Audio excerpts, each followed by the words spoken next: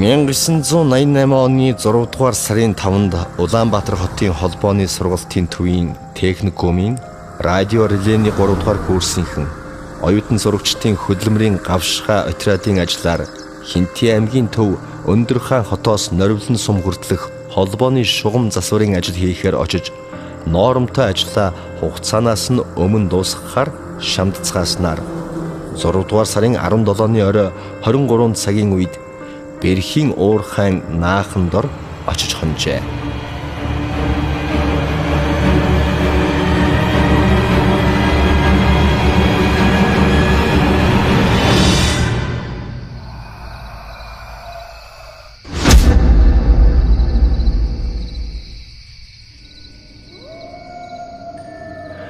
Оюутнууд 2 майхан нэг гэрт байрлаж байлаа. Отрядынхныг Оюун ханд гэдэг багш авч явжээ. Гэрт Оюун ханд багш шугамын машины жолооч хідэн охид байрлаж, бусд нь 2 майханд хуваагдан орсон байлаа. Өдрийн нүр их ажилдаа ядарсан оюутнууд дэрэн дээрээ толгоо тавимгцаа унтцгаажээ. Гэтэл гэнэт нойрон дунд нь хүүхэд ойлгох шиг болохоор нь бүгд цочин сэрцгээж багшийнхаа хүүхдийг уйлсан юм болов уу гэж ярьцгааж байтал багш нь жолоочтой зүг хурч ирнэ. Юу болоод юу ойлаад байгаа юм бэ? Гэхээр нь бүгд гайхацгааж гэнэ.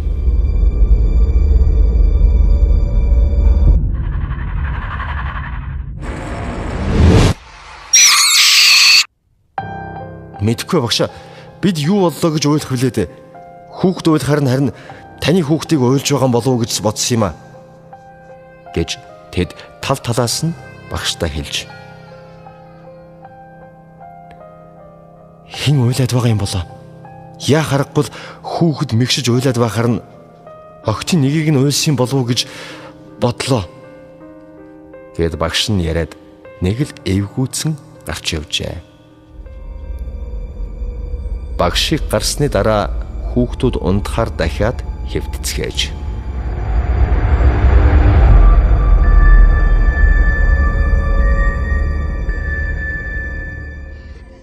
Гэтэл майхны хамгийн хойд буланд унтж байсан дээ гэдэг хөвгүүн муухай чарлан босон харайж бусдыгаа цочоолоо.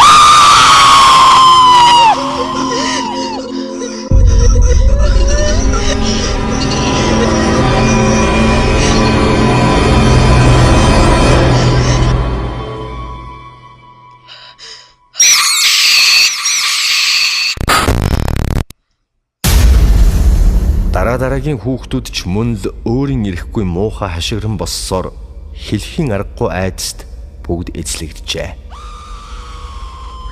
Учир нь хүүхдүүдийн гидсэн дээгүүр хүний цэв хүүтэн хөл хормхон зур гүүгээд өнгөрч. Голдоо ортол айж жихүүцсэн хүүхдүүд юун унтах нь байтугай дуугарч чадахгүй бөмбөгөнд чичрэн зогсож байлаа.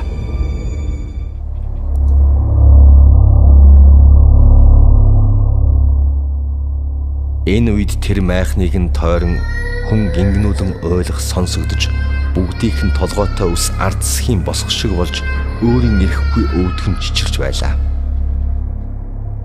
Хэсэг байцсны дараа сая төрсөн яра хүүхдийн ойлгох сонсогдсон тэднийг дахин айлгажээ.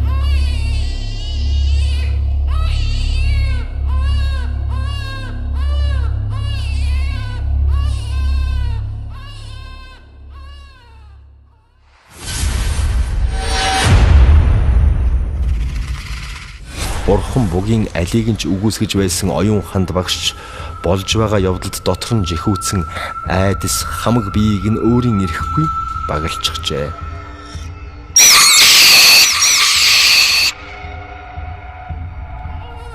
Хэсэг байцснаа дөнгөж ихээс төрсөн мэт нэраа хүүхдийн ойлгохтуу дахин тэднийг цочроолоо. Жолооч 2 эрэгтэйг дагуулan гарч машиныхаа гэрлийг тал тийш тусгавал ойр хавьд нь юу ч харагдсангүй. Хүүхэд том хүний уйлдах тасралтгүй үргэлжилсээр айж сочсон тэд бүгд багшийн байрлах гэрт цуглацгааж хизээч бурхнаас аврал гуйж байгаагүй багш дотроо залбирал үйлдэж 20 нас хүрч яваар шав нарынхаа хамтаар айж имээсээр тарчлан үүр цайлгажээ. Хүүхэд том хүний ээлжлэн ойлгох тэр дуун үргэлжилсээр гэгээ ормогц зогсжээ.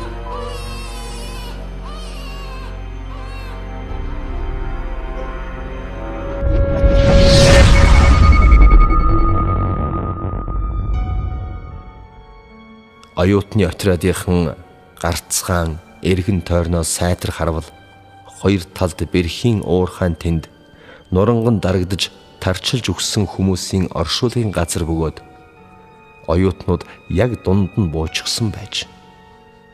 Өөрөөр хэлбэл шин болгон зовж өгсөн талигаачдын сүнс эргэн ирж уйлалдаж хонголсоор олон жилийг илээжээ.